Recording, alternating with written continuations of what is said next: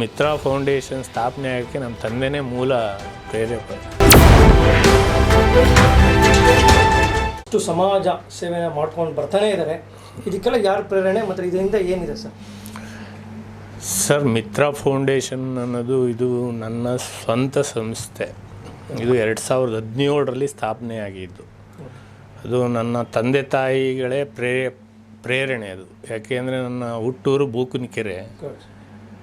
ಆ ಬೂಕನಕೆರೆಯಲ್ಲಿ ನಾನು ಒಂದು ಸಲ ಕೇರ್ಪೇಟೆಯಿಂದ ಊರಿಗೆ ಬರಬೇಕಾದ್ರೆ ಒಂದು ಅಜ್ಜಿ ಮಳೆಯಲ್ಲಿ ತುಂಬ ಭಯಂಕರವಾದ ಮಳೆಯಲ್ಲಿ ರೋಡ್ ಮಧ್ಯದಲ್ಲೇ ಕುಳಿತಿದ್ದು. ಮನೆ ಪಕ್ಕನೇ ಒಂದು ಅರ್ಧ ಕಿಲೋಮೀಟ್ರ್ ಅಂತರದಲ್ಲಿ.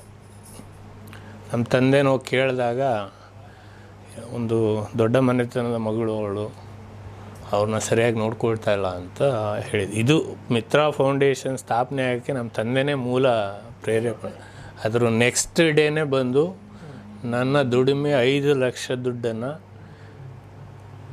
ನನ್ನ ಸಂಸ್ಥೆ ಮಿತ್ರ ಫೌಂಡೇಶನ್ ಸ್ಥಾಪನೆ ಮಾಡಿ, ಅದು ಸ್ಥಾಪನೆ ಮಾಡಿದ್ದು ಪಾಪ ಹಳ್ಳಿಗಾಡಿನ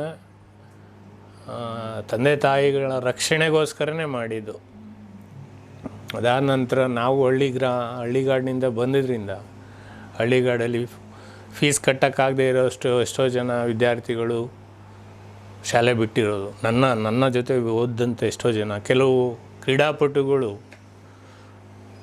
ನಮ್ಮ ಶಾಲೆಯಲ್ಲಿ ಓದ್ತಾ ಇರೋ ಪ್ರತಿಭಾನ್ವಿತ ಕ್ರೀಡಾಪಟುಗಳು ಹಣಕಾಸಿನ ಕೊರತೆಯಿಂದ ಅವ್ರ ಮುಂದಿನ ಭವಿಷ್ಯ, ಕ್ರೀಡಾ ಭವಿಷ್ಯ, ವಿದ್ಯಾರ್ಥಿ ದಶೆಯ ಭವಿಷ್ಯವನ್ನು ಹಾಳು ಮಾಡಿಕೊಂಡಿದ್ರು.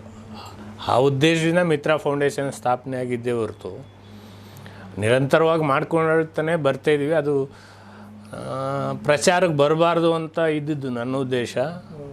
ಆದರೆ ಈಗ 2 ವರ್ಷದಲ್ಲಿ ರಾಜಕಾರಣ, ಸಮಾಜ ಸೇವೆಗೆ ತೊಡಗಿಸ್ಕೊಂಡ ಮೇಲೆ ಅದು ಬೆಳಕಿಗೆ ಬಂದಿದೆ.